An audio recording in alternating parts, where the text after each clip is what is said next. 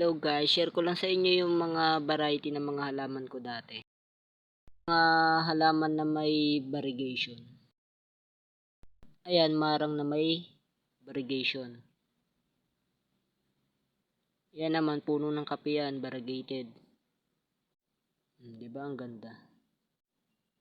So ayan ako, nagtatanim pa nun. Ay bunny tree, native. Yan, alocasia, boysiana. Ayan, yung baby boysiana yan. Variegated. Mga anak yan. O, diba ang gaganda nila? Ayan po. Alocasia din yan. Monticola. Variegation ng Monticola yan. Pero wala na yan guys. Naibenta ko na yan dati.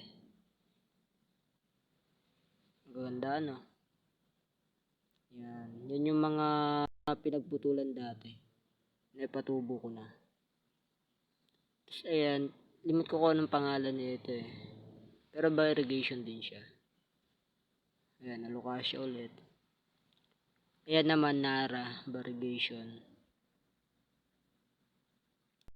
Tapos ito nga pala yung mother ng Monticola ko dati.